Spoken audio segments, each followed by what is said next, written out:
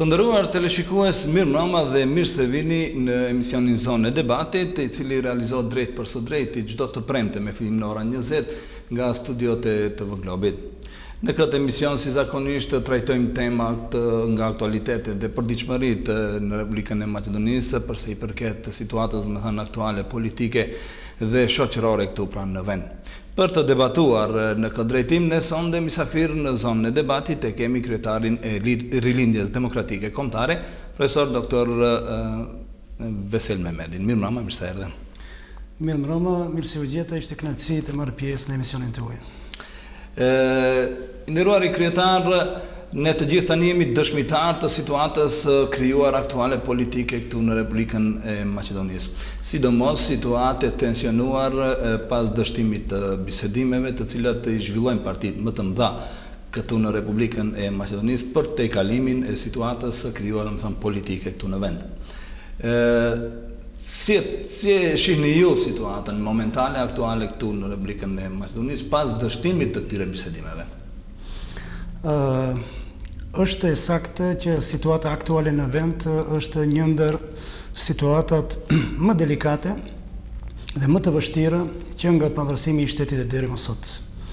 Ka politikanë dhe analistë të ndryshëm që mendojnë ndryshe, mirë po ne si RDK kemi qëndrim të prerë përsa I përket situatës aktuale politike në vend dhe ne jemi të bindur se kësi lloj situate që është mjaft delikate dhe mjaft e vështirë me turbulenca të natyrave të ndryshme, nuk kemi pas që nga viti 90 kur edhe ka fillu pluralizmi në Maqedoni.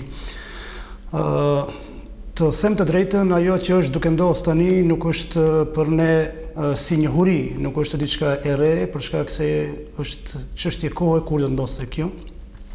Si ishte çështje kohe kur ndodhi edhe kryengritja e armatosur në vitin 2001. Nga një shtet ku të gjithë mendonin se është shtet I oazës së paqes, me njëherë papritmas ndodhi 2001. Dhe ja sërisht në vitin 2015, duke menduar se marrëveshja e Ohrit dhe gjithë ajo ka te I kalu shumë probleme që I kemi pas, sërisht dalin në sipërfaqe dhe në skenë probleme të natyrave të ndryshme. Kjo lën të kuptosh se diçka brenda po zihet. Akumulimi I problemeve dhe mosqasja ndaj këtine problemeve nga institucionet kompetente sjell deri në këtë situatë që e kemi tani. Do të thotë, përderisa një herë, dy herë, 3 herë e kështu me radhë, injorohen problemet, po qoftë edhe probleme minimale të vogla, ato gradualisht zmadhohen dhe vin momenti ku edhe eksplodojnë gjithë ato probleme. Dhe kjo që e kemi tani si situata aktuale politike është si rrjedhoj e gjithë këtine anashkallimeve të problemeve, qoftë të vogla, qoftë edhe më të mëdha, që institucionet e vendit nuk kanë ndërmarrë masat të duhura që ti tejkalon këto probleme dhe e kemi këtë situatë që e kemi. Sipas mendimit tim, e ritheksoj edhe një herë, kjo është një situatë shumë delikate, shumë e vështirë, dhe ne dhe gjithë popullata në përgjithësi do të jemi dëshmitar të asaj se çka pritet të ndodhe, për shkak se kjo nuk është aq e thjeshtë si situatë dhe kërkon një përkushtim të jashtëzakonshëm, jo vetëm nga aktorët politik vendës, por kërkon edhe një angazhim të jashtëzakonshëm edhe nga komuniteti ndërkombëtar që të tejkalohet kjo krizë e thellë. Nderuari kryetar, domethënë këtu duket sikur bisedimet kanë dështuar, mirë po a zhvillohet ndonjë diplomacie mësheft për dalje nga kjo situatë. Biseduesit apo lehtësuesit ndërkombëtar, vazhdimisht e theksojnë atë se duhet vazhduar me bisedimet dhe sikur ka bisedime jashtë syve të opinionit. Çka pritni të ndodhë ditëve në vazhdim apo muajve në vazhdim? Do të thotë për momentin Maqedonia ndodhet para një udhëkriqi të madh. Në këtë udhëkriq ekzistojnë dy rrugë. Rruga e parë që ka zgjedhur komuniteti ndërkombëtar është rruga e marrëveshjes së Prizhinës, që do duhet të respektohet në përpikshmëri, duke e përfshi edhe raportin e Pribes, që do duhet të implementohet maksimalisht të gjitha rekomandimet që janë propozuar në atë raport. Dhe rruga tjetër është kjo rrugë e kaosit, e vështirësive, e turbulencës dhe e mjegullisë që është duke ndodhur për tani. Komuniteti ndërkombëtar për të 25 vite të pluralizmit në Maqedoni ka dhënë një investim të jashtëzakonshëm për stabilitetin e këtij vendi. Dhe këtë investim nuk mund ta nëpërkëmbë jo vetëm këtë vendas, po pushteti, po askush nuk mund të nëpërkëmbë për shkak se bëhet fjalë për investim kapital 25 vjeçar. Dhe stabiliteti i Maqedonisë dhe i Ballkanit Perëndimor është një rëndësie të veçantë për komunitetin ndërkombëtar, sidomos aty amerikan. Prandaj për 25 vite është bërë ky investim kaq i madh kapital. Prandaj komuniteti ndërkombëtar insiston më të madhe që marrëveshja e Prizrenës të respektohet në përpikshmëri. Dhe ajo do të respektohet se nuk ka rrugdalje tjetër për Maqedoninë pa u respektuar marrëveshja e Prizrenës. Edhe atë 100% të themi diçka, do thotë edhe opozita Maqedonës, po edhe partitë politike shqiptare pjesëmarrëse në këtë marrëveshje të Prizrenës, me siguri kanë bërë shumë koncesione. Do thotë janë tërheq nga shumë parime dhe kërkesa që i kanë pas këtone me qëllime që të arrihet marrëveshja. Dhe këto koncesione ndoshta mund të kushtojnë koste jo shumë lartë për këto që i kanë bërë këto koncesione. Mirë, për të hir dhe për të mirë e të ardhmes së Maqedonisë dhe të Ballkanit Perëndimor në përgjithësi janë bërë këto koncesione që të arrihet marrëveshja e Prizrenës, prandaj komuniteti ndërkombëtar insiston më të madhe që kjo patjetër të respektohet. Rruga tjetër është rruga e kaosit, rruga e turbulencës, rruga e mjegullina, rruga e asaj që jemi dëshmitar çdo ditë që është duke ndodhur në Maqedoni. Që nga ajo që ndodhi në Kumanov 9 dhe 10 maj, e deri sot e kësaj dite që inskenime të situatave të kësaj natyre kemi shumë. Dhe këto inskenime të situatave zakonisht i konvenon pushtetit, për shkak se kur ka turbulencë, kur ka mjegulli, gjasat janë reale që gjitha problemet dhe mëkatet që i ka bërë ky pushtet mund të fshihen në kuadër të asaj mjegulline dhe turbulencës që ekziston. Prandaj është shumë e rëndësishme dhe shumë e rrezikshme për Maqedoninë rruga e kaosit. Rruga e kaosit çon në një drejtim që kthim prapa nuk ka. Dhe për pasojat e asaj nuk mund të flasë as unë dhe nuk mund të flasë as kërkush. Prandaj është shumë e rëndësishme që marrëveshja e Prizrenës të respektohet në përpikshmëri. Do thotë të përgjigjem direkt në pyetjen tuaj. Edhe pse në sipërfaqe duket se marrëveshja e Prizrenës ka përfunduar dhe vështirë se mund të i kalohet, unë jam thellë i bindur që kjo punë do të respektohet në përpikshmëri pa marrëparasi se janë të i kaluar disa afate që është normale për mentalitetin e Maqedonisë dhe Ballkanit Perëndimor në përgjithësi. Zoti Mehmeti, komuniteti ndërkombëtar ka të njohur se kryeministri aktual është i natyrës që nuk respekton, domethënë marrëveshje. Gjithë jemi dëshmitar të marrëveshjes që nënshkruan për ndodhit që ndodhen në Parlamentin e Republikës së Maqedonisë. Pse përdorin shumë gjuhë diplomatike ndërkombëtarët ndaj fajtorit i cili tani më duket nga të gjithë se kush është fajtori, edhe pse pushteti mundohet dhe që të nxjerr fajtor opozitën për këtë situatë. Një gjë duhet të themi. Komuniteti ndërkombëtar, sidomos ai amerikan që ka fuqi të jashtëzakonshme që të mirret me problemet e krejt botës, ju e dini se ka pas shumë trazira në vende të ndryshme të botës dhe ka qenë e pa imagjinueshme që prezenca e amerikanëve sidomos të jetë gjithkundi. Duke filluar që nga viti 2011 me pranverën arabe që ka filluar në lindjen e mesme dhe angazhimi maksimal i amerikanëve atje, do thotë ka pamundsuar që Amerika të jetë prezente gjithkundi. Dhe Amerika nuk mund të jetë prezente gjithkundi ku ka ndonjë problem të natyrave ajo si ndodhi në Maqedoni. Mos flasi për problemin e Ukrainës dhe mos flasi për problemin aktual që kemi të refugjatëve që ka kapluar Evropën në përgjithësi dhe pse jo edhe vende tjera. Do thotë, ky është një moment që të duhet të përmendet kur përmendim rolin e faktorit ndërkombëtar për sa i përket problemit në Maqedoni. E para, e dita, faktori ndërkombëtar nuk dëshiron që të imponone çdo mendim dhe drejtim se ka duhet të ecë një shtet. Komuniteti ndërkombëtar të jep udhëzimet, t'jep parimet, t'jep rregullat e lojës, që do duhet të respektohen ato rregulla të lojës, nëse dëshiron të jesh pjesë përbërëse e kësaj familje të madhe evropiane, perëndimore, quhet si të qush. Dhe kjo është shumë e rëndësishme. Nuk mundet komuniteti ndërkombëtar të jetë pjesë përbërëse e jetës tonë. Nuk mundet komuniteti ndërkombëtar të vijë në shtëpinë time dhe të më rregulloni se si duhet unë të veproj në shtëpinë time. Sjellja jonë është ajo sjellje që do na ndihmon neve si familje që të jemi pjesë përbërëse e Unionit Evropian. Nëse ne nuk jemi të gatshëm, nuk mundet me fuqi komunitetin ndërkombëtar neve të na çonën në Evropë, nëse ne nuk jemi të gatshëm për atë gjë. Momenti i dytë. Momenti i tretë, mendoj se komunitetin ndërkombëtar, sidomos ai amerikan, pas një pauze të gjatë kohore, rikthehet sërish në Ballkanin Perëndimor.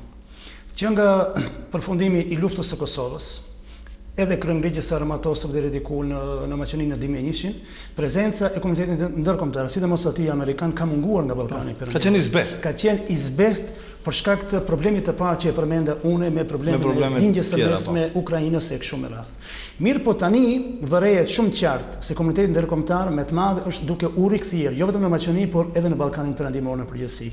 Sidomos faktori amerikan është duke u rikthyer në Ballkanin Perëndimor për të stabilizuar këtë rajon për shkak se është shumë i rëndësishëm. Lufta pozicionesh ndërmjet fuqive të mëdha. Është saktë. Në këtë drejtim edhe State Departamenti amerikan më thënë doli me qëndrim të prerë ndaj politikanëve në Maqedoni që detyrimisht të gjejnë zgjidhje për situatën e krijuar. Mirë, po tani në bazë të asaj që ju thoni, më thënë duke qartë që Maqedonia si shtet, ose edhe ne si popull, ende jemi të gatshëm për tu inkuadruar në Bashkinë Evropiane, ashtu siç e përmendni ju. Me thënë, ato nuk imponojnë zgjidhje, ato japin rregulla se si, dhe të shohin se sa ne jemi të gatshëm, dhe sipas saj del që ne jemi të gatshëm. Çfarë duhet bërë që përgatiten, pasi që duket se pak punohet, domethënë sidomos nga partia në pushtet, punohet shumë pak për ta përgatitur popullin dhe opinionin për të integruar në Bashkimin Evropian. Unë do jap vetëm një shembull të një ish kryeministri të punëve të jashtme të Shqipërisë, nëse ju kujtohet Kastriot Islami ka qenë, kam pas një rast të takojat dhe më ka thënë këto fjalë. Po deshti Shqipëria të jetë pjesë përbërëse e Unionit Evropian dhe të kishte bë këtë punë brenda një viti. Do të thotë, po që se ka dëshirë për të qenë pjesë përbërëse e kësaj familje të madhe, kjo punë realizohet. Në Maqedoni, po edhe në Ballkanin Perëndimor, nuk ka, sidomos në Maqedoni tash flasim, nuk ka dëshirë që të jetë që ne të jemi pjesë përbërëse e Bashkimit Evropian. Dhe këtë ne kemi dëshmuar me argumente, me fakte e kemi dëshmuar. Ne më tepër kemi pas dëshirë të shkojmë drejt lindjes, me këtë drejtim desha të pyet, domethënë sesa drejt perëndimit se e kemi dëshmuar këtë me argumente dhe me fakte. Prandaj sot i kësaj dite komuniteti ndërkombëtar na krahason neve me Bielorusinë dhe me Lukashenkun.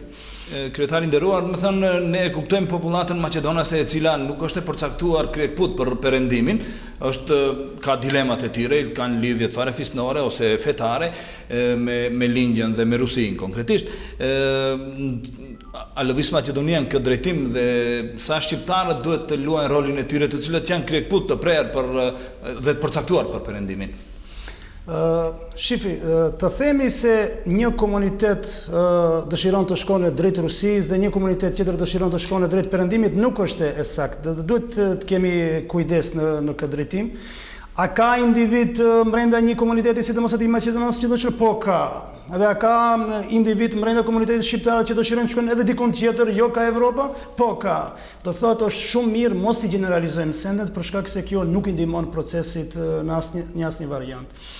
Do thotë para një viteve fliteshte më të madhe se kryeministri aktual i vendit dëshiron të shkonin nga Ligjia dhe nga Rusia. Tani nuk bisedohet për këtë temë. Do thotë shifet shumë qartë se ka ndryshim radikal për sa i përket kësaj pune për shkak të investimeve që i kanë bërë. Investimeve që kanë bërë edhe rikthimit të sërishëm të komunitetit ndërkombëtar në Maqedoni dhe Ballkanin Perëndimor, sidomos atij amerikan. Kjo punë nuk është aq e lehtë dikush si mendon se njëri dëshiron të shkojë atje dhe tjetri dëshiron të shkojë nga një anë tjetër. Prandaj është shumë e rëndësishme ne ta bëjmë punën tonë. Sidomos aktorët politik duhet ta bëjnë punën e vet. çdo kush prej këtine, do thot një gjë të themi nderuari gazetar. Për këto 25 vite të pluralizmit në Maqedoni, askush nga aktorët politik vendas lokal të Maqedonisë nuk kanë paguar çmimin e të bërit politik. Për 25 vite, Maqedonia nuk është dëshmitar se ndonjë nga aktorët politik ka dhënë llogaridhënie, është përgjigj për gjithë atë që ka vepruar brenda këtyre 25 vite. Pa më ndodhur kjo, e kemi shumë vështirë të shkojmë drejt kësaj familje të madhe evropiane. Pa më i respektu rregullat, parimet, standardet që i përfshin kjo familje, e kemi shumë vështirë të shkojmë. Prandaj edhe një farë mënyre shtihet ky proces. Domethënë ato të cilët duhet të japin përgjegjësi, duhet të krijojnë rregulla për të dhënë përgjegjësi. Domethënë tani këtu është ajo ndeshja që del. Po a mund të pritet për të dalë nga kjo situatë, kishte ose janë lansuar zëra se mund të krijohet një qeveri ja kushtimisht di themi e pakicë, domethënë LSDM-ja të formojë me partitë shqiptare. A mund të ndodhë kjo dhe sa na përgjigjet neve këtu në Maqedoni që të krijohet një qeveri e tillë? Jo, nuk besoj që do të ndodhe asnjëherë një gjë e tillë dhe nuk besoj që partitë politike që përmenden në këtë rast që mund të bëjnë këtë ndryshim, se mund të ndodhë, nuk do ndodhë. Do thotë të jetë pjesë përbërëse e kësaj qeverie të ardhshme LSDM-ja, PDSH-ja dhe BDI-ja, besoj se është një informat që liferohet në media, por që nuk ka asgjë të bëjë me të vërtetë. Sipas mendimit tim, puna e marrëveshjes së Perëzhinës do të respektohet në përpikshmëri. Dhe unë mbaj shpresë dhe besim të fuqishëm se komuniteti ndërkombëtar nëpërmjet marrëveshjes së Perëzhinës, nëpërmjet institucionit të prokurorisë speciale që është caktuar, dhe të eliminone njëherë për gjithmonë nga skena politike të gjithë njerëzit që kanë kriju pengesa dhe obstrukcione që Maqedonia të jetë e gatshme që të jetë pjesë përbërëse e familjes së madhe evropiane. Dhe unë jam thellë i bindur që kjo do të ndodhe. Pa më ndodhë kjo, nuk ka logjik tjetër të flitet për ndonjë koalicion tjetër, për një qeveri tjetër që do të mund të përgatise vendin për zgjedhjet të ardhshme dhe për të qenë pjesë e Unionit Evropian. Pjesë e marrëveshjes së Perëzhinos kanë qenë edhe afate të caktuara. Në marrëveshjen e Perëzhinos, domethënë është përcaktuar edhe data e zgjedhjeve, është java e fundit e muajit prill të vitit të ardhshëm. Dhe tani me atë që afatet shtihen dhe nuk u përmbahen afateve, a do të mund që të organizohen pastaj zgjedhjet në afatin të cilën i kam parapa? Më thënë, afati kohor sa është i rëndësishëm do? Afati kohor është shumë i rëndësishëm, prandaj edhe afatet që i përfshin marrëveshja e Perëzhinës kanë qenë shumë të saktë dhe shumë të drejta, se vetëm në atë mënyrë do mund të veprohet që të shkohet në zgjedhje që janë parapa për 24 prillit të vitit të ardhshëm. Një moment nuk duhet harruar. Parlamenti i vendit është institucion i vetëm që shpartallon parlamentin dhe organizon zgjedhje.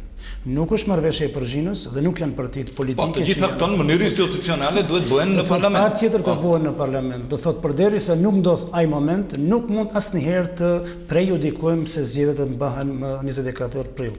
Kjo është momenti i parë. Momenti i dytë, duke patur parasysh se janë të kaluar. Domethënë edhe afat mund të shtyhet, pastaj. Duke patur parasysh se të gjitha afatet e respektimit të kësaj marrëveshje janë të kaluar, gjasat janë shumë të mëdha që edhe ai afat i 24 prillit do të kalohet dhe të shtihen zgjedhjet në një afat tjetër që ende nuk dihet. Me siguri mund të jenë në qershor, por mund të jenë edhe në vjeshtën e vitit të ardhshëm të pasdjetën, për shkak se janë të kaluar disa afate që janë shumë të rëndësishme për respektimin e marrëveshjes së orës, që me automatizëm ajo do të rezultone që njerëzit të rikthejnë besimin te institucionet e shtetit. Ajo që i mungon këtij vendi është sundimi i ligjit. Nëse ju rikujtohet komuniteti ndërkombëtar, sidomos ambasada amerikane në vend, gati çdo javë ka dalë nga një komunikat në lidhje me respektimin dhe rikthimin e sundimit të ligjit në vend. Nëse nuk kthehet sundimi i ligjit në vend, atëherë e kemi këtë kaos të asaj rruge që përmendëm. Dhe besimi i qytetarëve ndaj institucioneve, se përndryshe është humbur besimi në gjithçka. Do të flasim për pjesë të caktuara të marrëveshjes së Perëzhinës. Ishte fillimisht, domethënë, zgjedhja e prokurorit publik, domethënë të Republikës së Maqedonisë Special. U zgjodh prokurorja gjithësisht zonja Katica Janeva dhe ajo duhet të formojë ekipin e saj, i cili duhet të kaloj. Pasi që, më thënë, u bë ligj, dhe më thënë, themelimi i prokurores speciale, duhet të formoj ekipin e saj, të cilin ekip duhet që ta votoj këshilli i prokurorëve. Dhe këtu ngeci puna. Cilët mund të jenë pasojat. Me thënë, sa fillon diçka të ndërtohet, me njëherë obstruksion dhe ngec, dhe me thënë, është problem për të lëviz sendet, pasi që bëhen obstruksionet të brendshme, që letë nënkuptohet që duhet luftuar që partitë politike të ndahen prej shtetit, institucionet shtetërore krejt diçka tjetër, kurse partitë politike me ndikimin e tyre mos jenë të përzira atje. Qartë. Nderuari gazetar. Cilët mund të jenë pasojat e kësaj, po? Sakt. Do thotë është një moment që të duhet të japim një kujdes të veçantë. Unë përmenda më herët se komuniteti ndërkombëtar, sidomos ai amerikan, është rikthyer në Ballkanin Perëndimor pas një mungese të gjatë, ndoshta të thënë 15 vjeçare nga Ballkani Perëndimor. Nëse mirëni dhe analizoni komplet rajonin, jo vetëm Maqonin, do të vëreni se bëhet fjalë për shumë çka speciale. Në Maqoni kemi prokurorinë ndryshime rajonale speciale. Po, do thotë në Maqoni kemi prokurorinë speciale. Në Kosovë kemi gjykatën speciale. Në Shqipëri kemi ligjin për dekriminalizimin e skenës politike. E njëjta gjë në Serbi, në Maltëzi, në Bosnjë e kështu me radhë. Do të thotë, rikthimi i amerikanëve pas pauze 15 vjeçare nuk është i rastësishëm. Do të thotë, përderisa bëhet fjalë për komplet rajonin, atëherë ne duhet të kemi besim të fuqishëm në prokurorinë speciale, për shkak se pas kësaj qëndron komuniteti ndërkombëtar, sidomos aty amerikan. Dhe prej kësaj nuk ka lëvizje. Prej kësaj nuk ka lëvizje, se çdo lëvizje nga kjo marrëveshje do na dërgonin në atë rrugën e kaosit që nuk i dihet se ku do jetë fundi i Maqonisë dhe i rajonit. Më bën përshtypje kjo që ju i besoni shumë komunitetin ndërkombëtar, gjithësisht të Shteteve të Bashkuara të Amerikës, që ne si shqiptarë, domethënë edhe i besojmë. Ky besim ishte gjithashtu i shprehur edhe nga partia e cila është në pushtet, partia shqiptare, që tani nga Shtetet e Bashkuara të Amerikës apo gjykata e New Yorkut të ngrehet një procedurë kundër udhëhecëve të këtyre partive, domethënë, në lidhje me krimin në telekomin e shtetit. Tani, ne a do duhet t'i besojmë deri në fund, domethënë, Shteteve të Bashkuara të Amerikës, po që se sjell një vendim të tillë, do të jetë si parti ose partitë politike do të ndryshojnë mendim për perëndimin ose do duhet ta marrin të njëjtin mendim? Jo kjo parti, po cilë do qoftë parti politike, nuk ka kapacitet të mjaftueshëm që mos ketë besim ke komunitetin ndërkombëtar, sidomos ke ai amerikan. Sikur ne të kishim qenë si parti politike, po edhe si shtet, si Maqoni, jemi superfuqi dhe të mund t'i kundërvijë në Amerikës, atëherë mund të mendohet se kemi apo nuk kemi besim. Do thotë kjo nuk diskutohet. Fuqia sidomos e amerikanëve as që duhet të diskutohet, as që të duhet të diskutohet, dhe sidomos për shqiptarët ndihmesa e komunitetit amerikan ka qenë jashtëzakonshme, si në Kosovë, si në Shqipëri, si në Maqoni. Edhe me hapat e më të qeshëm që do t'i ndërmarrin, ato do të na ndihmojnë neve shqiptarë. Do të thotë nuk diskutohet ajo, ndërsa për sa i përket partisë shqiptare që është në pushtet dhe Prokuroria Publike e New Yorkut që ka ngri akt pativ për punën e Magyar Telekomit, është mirë që mos prejudikojmë prej tani, ka gjykat, ka prokurori që do të mirët me atë punë dhe unë jam thellë i bindet që çdo person që është i inkriminuar në atë situatë dhe në shumë situata tjetër që pritet të dalin në sipërfaqe, gjithë këta njerëz para drejtësisë do të paguajnë, do të japin llogari, përgjegjësi dhe do të paguajnë çmimin e të bërit politik dhe për këtë nuk ka dilemë. E shtrojmë këtë dilemë për arsye se partitë të cilat nuk u konvenojnë qëndrimet e komunitetit ndërkombëtar mundohen që opinionin ta bëjnë armik me perëndimin, domethënë në këtë drejtim nuk duhet të bjerë askush në kështu gracka, domethënë.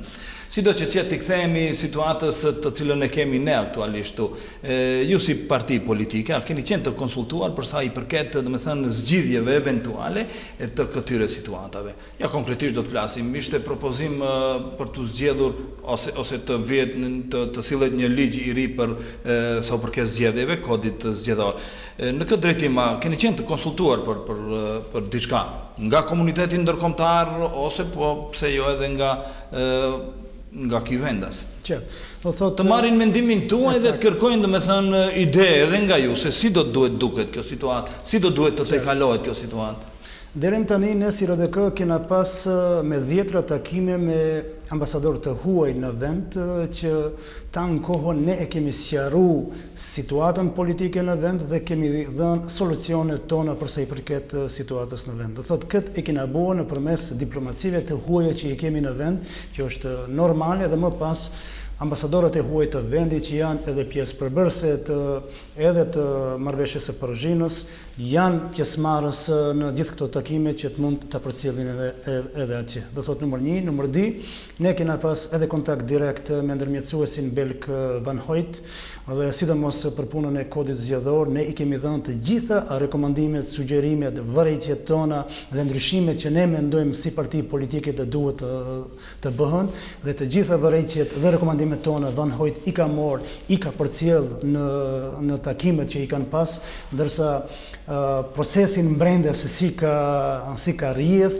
ne nuk jemi pjesë përbërëse e atyre takimeve dhe nuk mund të themi se çfarë ka ndodhur, por është e saktë që mendimet dhe ideët tona në lidhje me situatën politike në vend i kemi përcjell deri te ambasada dhe në të njëjtën kohë nëpërmes ndërmjetësuesit belg e kemi bërë punën tonë për sa i përket vërejtjeve dhe rekomandimet tona për punën e kodit zgjedhor. Për sa i përket kodit zgjedhor, sikur u arrit gati një marrëveshje dhe në opinion qarkulluan forma se si do duhet të duket dhe për sa i përket asaj forme që doli në opinion, ju reaguat dhe nuk ju pëlqeu, domethënë, propozimi për kodin e ri zgjedhor.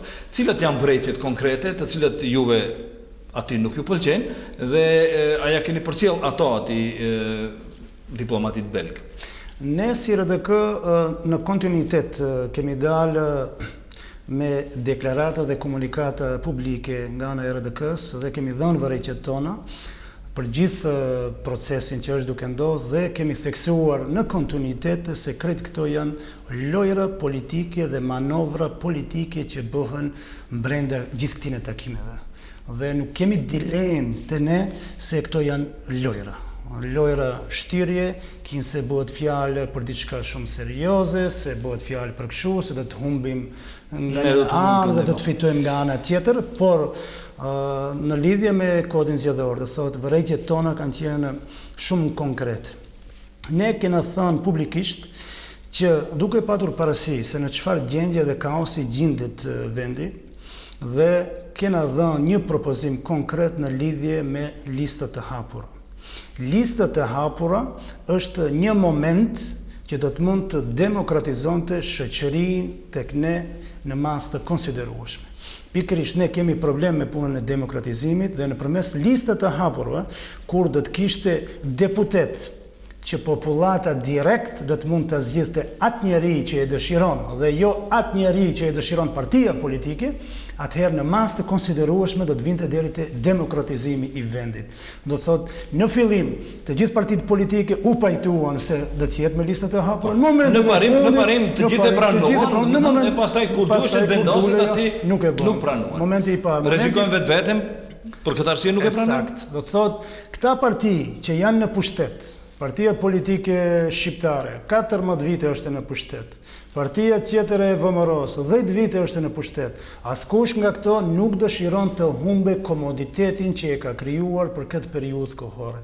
Dhe askërkush nuk dëshiron të humbe edhe atë autoritet dhe atë fuqi që e kanë kriju nëpërmes listave të mbyllura, se çka thot lideri partijak dhe partia ashtu vendoset dhe nuk i jepet hapësirë që populli të vendosë se cilin dëshiron të votojë dhe jo të kemi njerëz në parlament që për 4 vite nuk e hap gojën, fare nuk e hapën atje dhe çka i duhet ai njeri që të jetë reprezentues i një popullate. Nuk kontribon thjesht. Momenti i ditë për sa i përket kodit zgjedhor, që ishte shumë e rëndësishme, sidomos për punën e demokratizimit të vendit, kishte të bëjë me modelin zgjedhor.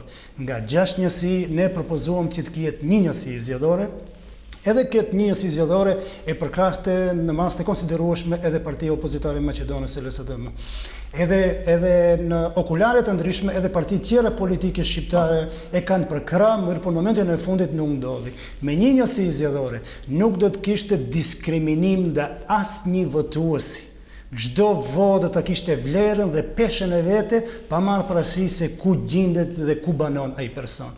E para, e dita përsa i përket modelit zgjedhor, dikush thatë se shqiptarët do të humbshin, do fitueshin. Po, ka zëra se me një njësi zgjedhore shqiptarët do të humbin numër konsiderueshëm deputetëve. Nuk është e saktë. Nuk është e saktë, zoti gazetar, për shkak se ne jemi dëshmitar dhe historia është dëshmitar dhe gjithë asaj që ka ndodhur për këto 25 vite të pluralizmit jemi dëshmitar. Shqiptarët në Parlamentin e Maqedonisë kanë gravituar nga 23 deputet deri në 29 deputet. Shqiptarët në Maqedoni, edhe kur kanë pas 23 deputet, nuk i ka eliminuar askërkush, po edhe kur kanë pas 29 deputet, nuk mund të themi se kemi bërë diçka superlative. Do të thotë, graviteti i deputetëve shqiptar lëvizën prej këtu deri këtu. Ky është numri i cili po mund të lëviz? Do të thotë, për momentin kemi 27 deputet. Kena pas edhe 25 deputet. Do të thotë, nuk është kjo problem as pak. Është problem kvaliteti dhe cilësia dhe kapaciteti i tyre human që të përfaqëson atë popull në parlament. Për ndryshe nuk ka vlerë. Momenti i tretë përsa i përket modelit që është shumë i rëndësishëm, mendoj, nëse do të ishte me një njësi zgjedhore, të gjitha etnikumet në Maqedoni do të kishin guxim dhe kuraje të dilnin të garonin vetë në zgjedhje.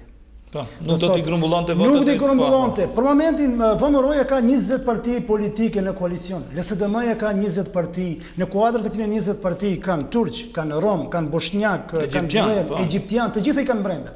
Në këtë moment, të gjithë do të garonin vetë. Dhe ndoshta edhe do të kishin përfaqësues. Jo, ndoshta, do të kishin 100% do të kishin përfaqësues. A1, A2, A3 do të kishin përfaqësues. Do të kishte Leramani edhe vetë. Do të kishte Leramani kolorit edhe politik, po do të kishte edhe kolorit etnik. Do të shprehte realitetin e vetë Maqedonisë. A themi që Maqedonia është shtet multietnik dhe vetëm këtë mënyrë mund ta shprehat, nuk mund ta shprehat nëpërmes VMRO-s, se zëri i këtyre etnikumeve që janë në kuadrat e VMRO-s nuk ndëgjohet zëri i një deputeti që përfaqëson në komunitetin turk, serb, boshnjak e kështu me radhë, dhe që është më e rëndësishme që shqiptarët nuk e kanë vërejtë këtë moment.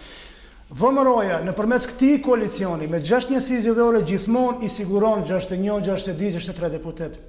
Dhe në këtë mënyrë nuk mund asnjë parti politike shqiptare të akuzone VMRO-n, ajo mund të formone qeverinë vetë pa kurfar problemi. Nëse këto etnikume do të garonin vetë, atëherë kërkohet koalicion më i gjerë që ai të bënë 60 se për ndryshe suni bënë 60 nëse ato nuk i ka prezent. Sipas përbërjeshje etnike të Maqedonisë nuk do të mund të siguroj. Do thotë, këto ishin ato vërejtje substanciale përsa i përket kodit zgjedhor që nuk ndodhin, ende ne nuk e dimi publike, do thotë zyrtare se çfarë ka ndodhur, vetëm në mënyrë hipotetike, po. Hipotetike. Flasim në mënyrë hipotetike për votimin e diasporës, se do të jetë njësi zgjedhore dhe do duhet të arrihet 6.000 diçka votues po të arrijë një deputet, kështu që mund të edhe mos marrim deputet nga diaspora. Do të thënë ka këtu lloj formash pastaj. Edhe një çështje para se të kalojmë në reklama, dua ta them për sa i përket, domethënë, kësaj tematike dhe problemit politik i cili është krijuar këtu në vend. Fillimisht të gjitha partitë politike, si ato shqiptare, po edhe ato maqedonese, u pajtuan që të gjitha përgjimet që janë të dalin në sipërfaqe. Edhe pastaj na del një propozim nga Bashkimi Demokratik për Integrim, duke u bazuar në atë se është sipas marrëveshjes së Përzhinos, dhe del dëshiron që të gjitha këto t'i cenzuroj. Çka do të thotë kjo? Ç'nën kuptoni ju me këtë? Do thotë, një gjë duhet ta themi, mu personalisht, po edhe njerëzve popullatës në përgjithësi u pengon dyftërsia e politikanëve dhe e çdo personit tjetër. Është shumë e rëndësishme që mos jesh dyftyrsh. Nëse je për parime dhe je për standarde, atëherë duhet jesh për parime dhe standarde prej fillimit deri në fund. Tu përmbash atyre, po. Tu përmbash. Nëse ta në kohën deklarosh se unë jam i pastër dhe urdhënoj dhe kërkoj nga opozita maqedonase që të nxjerrë gjithçka për mua dhe për partinë time dhe për kolegët e mi, gjithçka që posedon, bile edhe bisedat private, dhe me njëherë nuk shkon as shumë as dy javë, dalim me një propozim në parlament për të cenzuruar dhe të bllokohet gjithçka që posedon opozita për sa i përket kësaj pune. Do thotë kjo diftyrsi duhet njëre për gjithmonë të ndërpritet në politikë se kjo diftyrsi neve në ka sjellë në këtë situatë që në ka sjellë. Është e saktë që në marrëveshjen e Prishtinës përmendet puna jo e cenzurimit, po e bllokimit, që mos dalë dhe çdo kush të manipulone me informatat që posedon opozita maqedonase. Normalisht ajo duhet të ketë përdorime. Mos ketë përdorime. Normalisht, nëse respektohet marrëveshja e Prishtinës, atëherë të gjitha materialet që i ka opozita maqedonase dhe duhet i përcjellë si dokumentacione deri te prokuroria speciale të mirët me këtë punë ti përcjellë deri te gjykata dhe të ndërmerr, domethënë po, hapat më po. Do thotë vetëm në këtë mënyrë të duhet të respektohet. Pa mos u respektu asnjë nen i marrëveshjes së Prishtinës. Kërkon që të respektohet një nen tjetër, e treta atje që ka të bëjë me cenzurimin e punës. Zoti Mehmeti, do të bëjmë një pauzë të shkurtër marketingu për të kaluar pastaj në pjesën tjetër ku do të flasim kryesisht për organizimin e partisë tuaj dhe partive shqiptare këtu në Maqedoni dhe ndodhive që ndodhin, domethënë kohëve të fundit në partitë politike. Të nderuar teleshikues, ju ftoj që të ndiqni bllokun e reklamave, pastaj të kthehemi dhe të bisedojmë për temat të cilat i përmenda me kryetarin e RDK, zotin Vesel Mehmeti. Reklama ju lutem.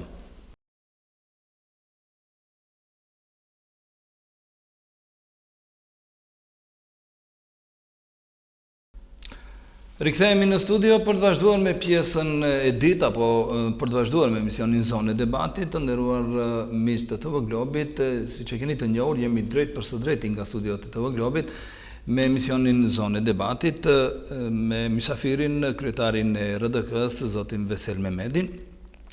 Dhe do të vazhdojmë, domethënë, atë që paralajmëruam ta bisedojmë për këtë pjesë të emisionit. Do të flasim tani për pjesën organizative të vetë partive politike, kur dihet se tani më është jo është caktuar, por është parapar data se kur do të mund të marrë zgjedhjet e parakohshme parlamentare. Dhe në këtë drejtim, partia në pushtet, më thënë aktualisht ka bërë edhe për zgjedhjen e shtabeve zgjedhore, kurse nga partitë tjera, konkretisht ju, ku jeni në këtë drejtim, si RDK? Nderuari gazetar, do thotë është e saktë që edhe pse nuk e dim se a do të mbahen zgjedhjet në 24 prill të vitit të ardhshëm, sidoqoftë prej këtij momenti deri atëherë ka plotësisht edhe 6 muaj e 1 ditë. Sot jemi data 23, do thotë edhe 6 muaj e 1 ditë ka deri atëherë, dhe besoj se periudha kohore është e mjaftueshme për të përgatitur fuqishëm për zgjedhjet që do të posojnë. Në lidhje me atë se partia shqiptare në pushtet veçmë ka filluar me këtë organizim, nuk duhet as kërkush të trajtoni këtë punë si diçka spektakolare, dhe unë ju them juve me bindje të fuqishme se kjo është një lojë e BDI-së që tenton të mbulon fraksionet që kanë filluar të dalin brenda BDI-së. Doli Uniteti, më herët ka dalë edhe një grupacion tjetër dhe me siguri edhe në të ardhmen do fillojnë të dalin edhe fraksione tjera. Do thotë qëllimi dhe tendenca kryesore e gjithë kësaj periudhe dhe organizimit të këtyre shtabeve me këtë pompozitet që bëhet me të vetmin qëllim për të mbuluar fraksionet që ekzistojnë brenda asaj partie politike. Po sidoqoftë, ajo puna e tij nuk është puna jonë dhe ne nuk merrem me atë. Ndërsa për sa i përket RDK-s, ne veçmë kemi filluar ka gati 3-4 muaj që jemi duke i vizituar të gjithë nëndegët dhe degët në nivel nacional dhe këtë kemi buar, disa herë i kemi takuar. Në lidhje me organizimin e shtabeve, kjo nuk është ndonjë problem i madh, kjo te i kalohet shumë shpejt. Si jeni pritur, si është atmosfera që ku i vizitoni? Një gjë do duhet të pranojmë, nderuari gazetar. Popullata në përgjithësi ka humbur besimin te politikantë dhe politika në përgjithësi. Këtë e vërejmë ne, këtë e vërejmë çdo parti politike që është pjesë e këtine takimeve me qytetarët. Këtë duhet të përmend. Është me fajin tonë, a nuk është me fajin tonë, apo dikush tjetër e ka fajin, nuk është e rëndësishme. Popullata gjithë politikantë dhe politikën e ka hudhë me një shport të përbashkët dhe ashtu i trajton të gjithë partitë politike. Nëse dikush nuk e ka problem rikthimin e besimit e popullata, ne e kemi këtë problem, se njerë pikës pari dhe duhet të rikthim besimin e humbur ke popullata që nuk besojnë të politikan dhe politike. Pse? Për shkak se ne kemi pjesë përbërëse të statutit tonë, të platformës tonë, ne gjithmonë kemi qenë për parime, për standarde, për besim, për respekt, dhe të duhet pa tjetër ne të rikthim këtë besim, të binsim popullatën se ne dallojmë nga këto që i keni fut në këtë sport. Le të ngjirin ato në atë sport, po nuk duhet çdo kush të trajtohet në mënyrë të barabartë. Ne kemi problem vetëm me këtë gjë, ndërsa me problemet që ballafaqohen ato, ne me popullatën nuk i kemi. Ne punët me popullatën e kemi shumë të pastër. Popullata thotë që nuk dishojmë në as pak në atë që ju keni punuar gjatë kësaj periudhe, sa ekzistoni si organizim politik dhe atë se çfarë do të bëni. Mirë po, për momentin kemi vështirësi të mëdha që të duhet paguajmë edhe çmimin e gabimit të dikujt tjetër.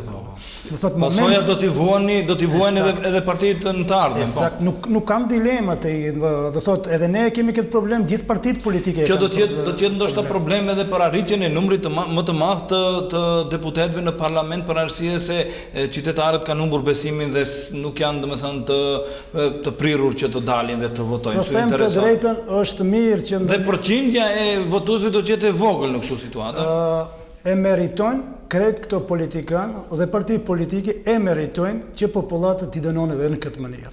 Për momentin kemi 25 deputet, po edhe nëse dënojnë të gjithë partitë politike, le ta dënojnë, po dihet se cilin e dënojnë. Dihet se kush është që 14 vite në pushtet.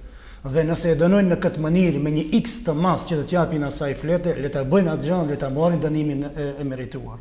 Unë thash edhe më herët se edhe nga 27 nëse bime 25 apo në 23, nuk është ndonjë problem se nuk luan rezultati s'ka luajtur i pozicionimit shqiptarëve në shoqëri, edhe 29 kur ka pas edhe më pak. Ësakt, nëse e bën popullata këtë dënim, le ta bënë se gjithë politika e meriton këtë gjë dhe le ta bëjnë atë gjë.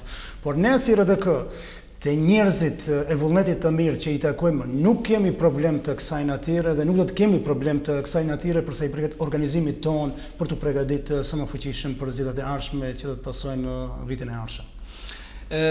Opinioni, sidomos opinioni shqiptar, do të thonë vazhdimisht ka kërkuar apo kërkon që partitë jashtë parlamentare të cilat ekzistojnë në Republikën e Maqedonisë të bashkohen dhe të formojnë një blok i cili do ta luftonte partinë në pushtet apo partitë në pushtet, të cilët janë, pasi që nuk mund t'i ndajmë opozit ose t'i ndajmë partitë vogla dhe të mëdha. Ju si RDK bashkë me Lëvizjen për Reforma keni kriju një aleanca për shqiptarët. Dhe sa pastaj punonin në drejtim të asaj që të ofronin atë aleancë dhe partitë tjera dhe të ktheni besimin te popullata ashtu si shtoni, pasi që ne si njerëz që lëvizim në terren e vërejmë atë se mirë është, po do të ishte ende më mirë sikur të bashkoheshin të gjithë. Sa ju në këtë drejtim punoni? Deri ku jeni në këtë drejtim? A punoni, a insistoni që të jetë kjo, të ndodhë domethënë një blok shqiptar? Nderuari gazetar, është shumë e rëndësishme që të mendojmë pak më ndryshe nga ato se si mendojnë njerëzit në përgjithësi. Unë politikë nuk e shoh se çdo kush duhet të mirret me politikë dhe atë duhet mirret me politikë me emocione. Politika nuk funksionon me emocione, politika funksionon me urtësi, me mençuri, me racio funksionon. Atë që ju e ndëgjoni në okulare të ndryshme me popullat ose mule, mblidhi, boni, nuk funksionon politika ashtu. Çdo hap që e bën në politikë ka kostën e vet. Ka çmim ka. Dhe të duhet për çdo hap që e bën të mendosh mirë se çfarë është çmimi i asaj, cilat janë avantazhet, cilat janë disavantazhet e kështu me radhë. E para, momenti i ditë. Çka humbi dhe çka fitoni. Sakt. Do të thotë nuk është mirë që veprohet me emocione, ne si shqiptar, si mentalitet e kemi pak me emocionet dalin gjithmonë mbi racion dhe logjikën se si duhet të funksionon. E para, momenti i ditë, Atë që përmendet ju, ne veçmë kemi bërë një koalicion me Lëvizjen për Reforma në PDSH dhe ky koalicion deri tani funksionon në mënyrë perfekte, pa kurrë problemi. Ekipet punuese edhe të RDK-s edhe të LR-PDSH-s deri tani kanë pas me 10 takime në lidhje me hartimin e platformës së përbashkët dhe të njëjtën kohë edhe të programit zgjedhor që do të jetë për zgjedhjet e ardhshme parlamentare. Dhe deri tani nuk ka asnjë problem. Momenti i dytë. Momenti i tretë është shumë e rëndësishme të theksojmë diçka. Gjithë analistët politik dhe analistët që mirën me sigurinë në përgjithësi rekomandojnë që është shumë e rëndësishme të logjikohet mirë në kohra të turbulencës, të mjegullisë, të asaj që është mjaft delikate në çdo vend. Do të thotë, a kjo si situatë ne e kemi këtë si situatë. Turbulenca, vështirësia, ajo që është delikate për momentin, duhet kemi shumë kujdes për çdo veprim që bëjmë për shkak se çdo veprim në situatën aktuale kostoja është shumë e lartë.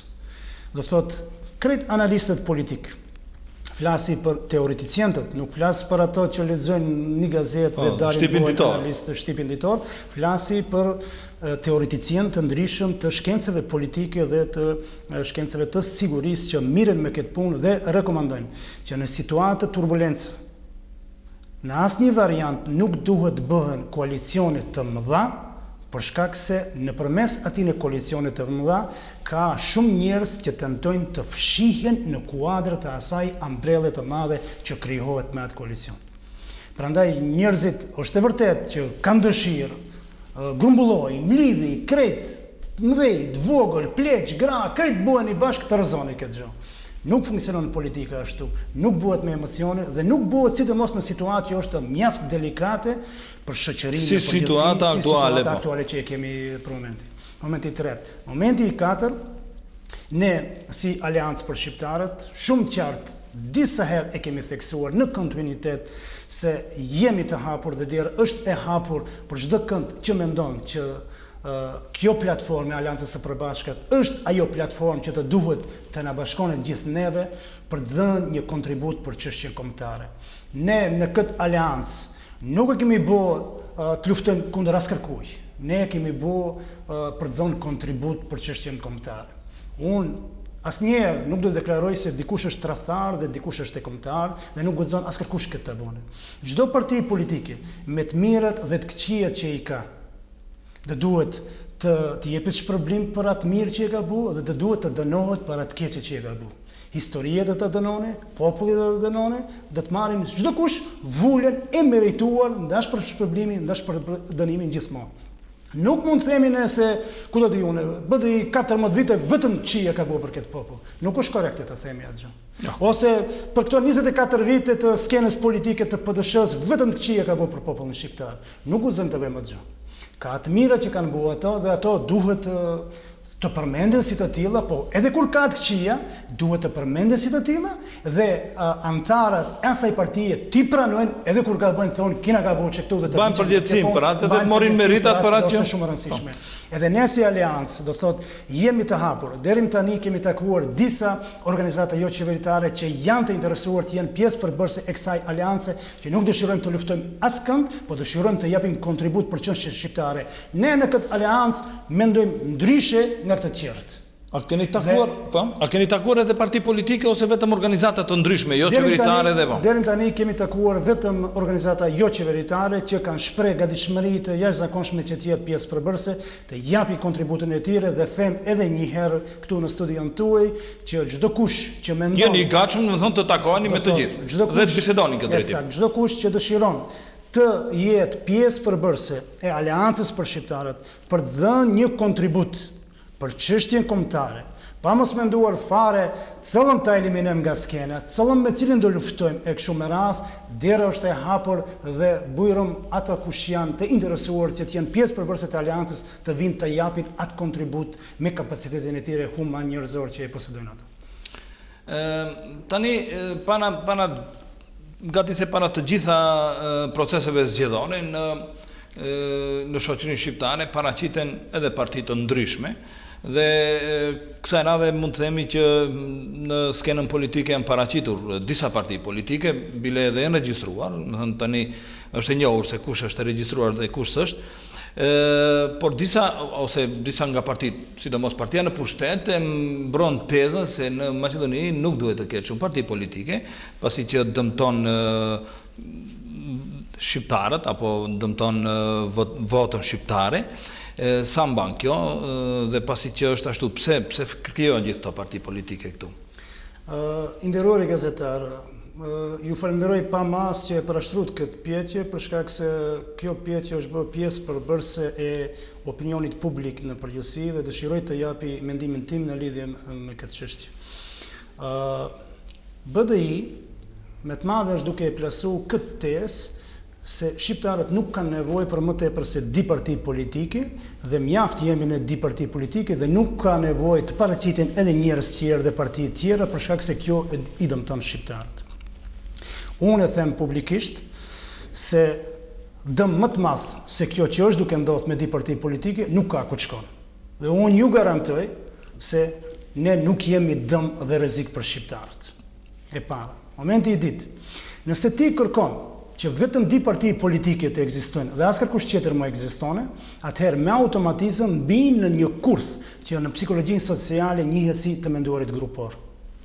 Dhe të menduarit grupor është dëshmuar një mendësi e dikurshme, një mendësi e dikurshme se ka shkaktuar dëm të madh me pasoja të jashtëzakonshme.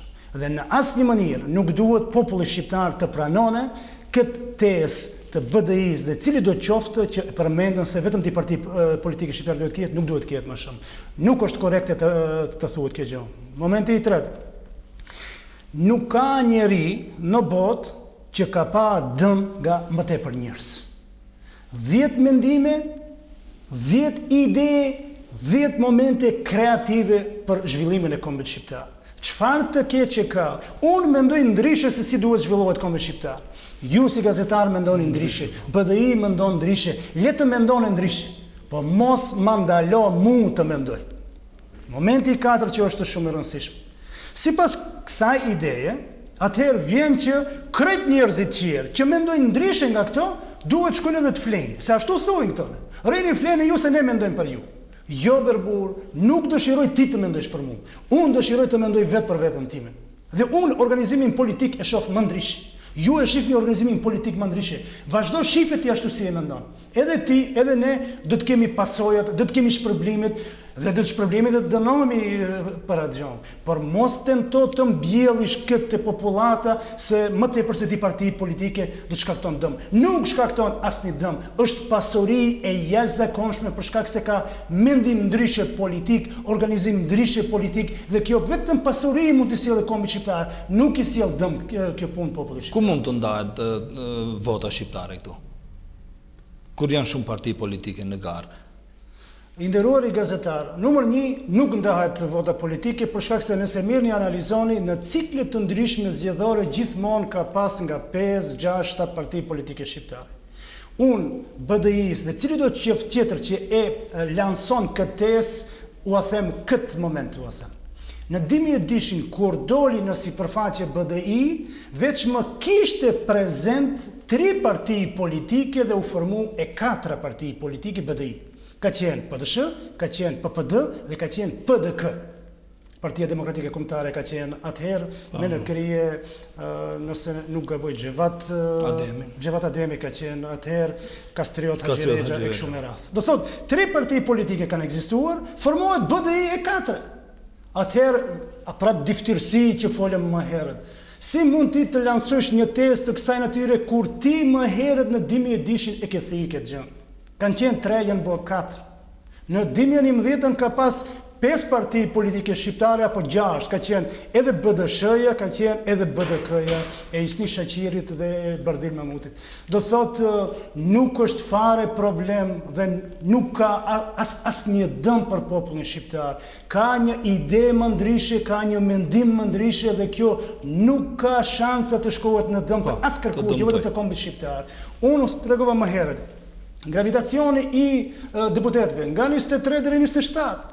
Deri 29. Domethënë shumë parti politike, 2 parti, ky është numri. Sërish çati është numri, do të thotë nuk bëhet fjalë për asnjë dëmtim, por bëhet fjalë për një mendësi që ka qenë në të kaluarën që dëshirojnë ta mbjellin ende. Ata në kohën thirrin për demokraci, ne jemi parti demokratike, jemi parti serioze. Nëse je për parti serioze dhe demokraci, lejo edhe tjetrin të mendoni ndryshe, sa ai nuk mendon si ti, nuk mund t'ja mbjellësh ti atë mendim, ai të mendon një si mendon ti. Jo, unë mendoj ndryshe dhe organizimin politik. U dëshmua se çfarë pasojas na solli një mendësia, kështu që tani për atë arsye edhe gjithë bota funksionon në pluralizëm, kështu që mendimi ndryshe shumë parti politike nuk ka bërë dëm askund, po s'besoj edhe këtu të bëj dëm. Në situatën që ndodhet Republika e Maqedonisë, thatë kohëra turbulencash, kohë e rrezikshme në fillim e thatë, a ka pas tentativa që partitë shqiptare të ulen bashkë dhe të mendojnë në këtë drejtim se cilët mund të jenë pasojat për shqiptarët, që t'i mbrojnë shqiptarët në këtë situatë. A ka pas tentativa për të pas një takim përbashkët dhe a do kishi bë një takim të përbashkët? Para se s'ka pas, më thënë.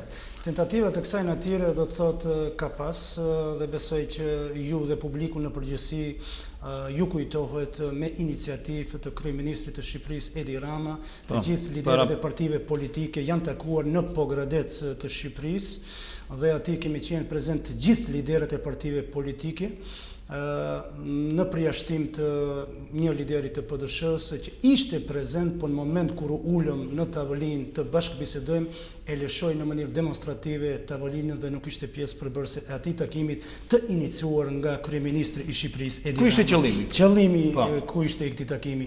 Në këtë takim, sidomos pas ndodhive të 19 majit të Kumanovës, ishte shumë e rëndësishme kryeministri i Shqipërisë Edi Rama na përcjolli të gjithë shqetësimin e komunitetit ndërkombëtar për sa i përket gjithë partive politike shqiptare që gravitojnë në Maqedoni. Do thotë duhet të jenë unik për shumë çka, sidomos pas Kumanovës, se vetëm në këtë mënyrë mund të jemi racional, të logjikshëm dhe mos të kontribuojmë në asnjë variant të hudhim vaj në zjarin të ndezur në ose në hudhin tjerët vaj në oborrin tonë. Ose në hudhin në oborrin tonë. Do thotë ja ku ishte një tentativë për sinkronizim dhe unifikim të shumë ideve. Dhe nga ai takim s'doli gjë. Dhe nga ai takim nuk doli asgjë për shkak se tentativa tjera Ali Ahmeti si lider i një partie më të madhe dhe ashtu që ban përgjegjësi më të madhe tha që unë s'unë bëj tha këtë punë, s'unë marr këtë përgjegjësi ti organizoj, duke thonë se ja njëri u largu nga tavolina, nuk vazhdoi të jetë pjesë përbërëse dhe e kam vështirë. Do thotë, nëse e ka vështirë dikush që tenton se shtirës është më i madh, s'unë organizone, është vështirë të organizone dikush tjetër.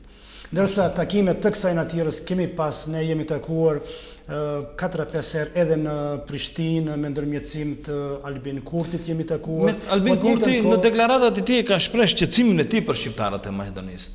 Albin Kurti ka shprehë shqetësim për shqiptarët kudo që janë dhe ai ka bërë këtë në kontinuitet, ka bërë për kretë periudhën e tij të organizimit politik që ai është duke e bërë dhe vazhdon ta bënë edhe për Kosovën, po edhe për Maqedoninë. Tani takimin me Kurtin e kishi të gjitha partitë politike ose?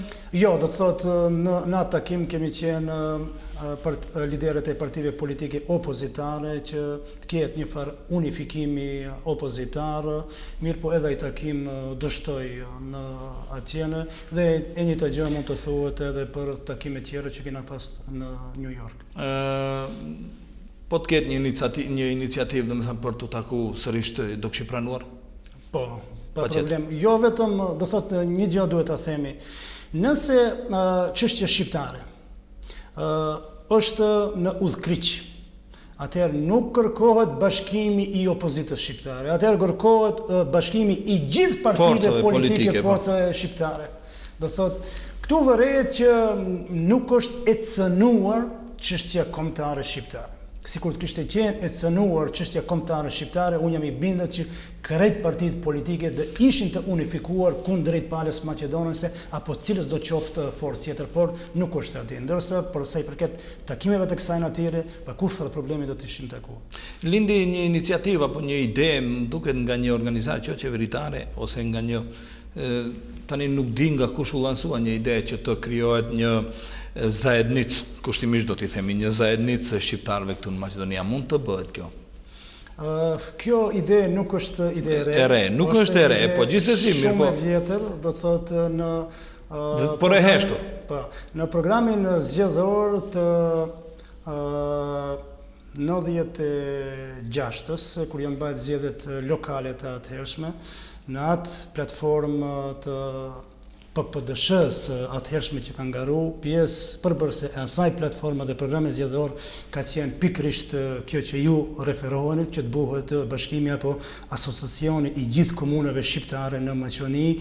Do thotë është diçka e vjetër, nuk është diçka e re, mirë po atë fuqi. Sigur me frikë partitë politike këtu këne sigur. Jo, nuk është ndonjë problem, nuk është ndonjë problem fare ajo.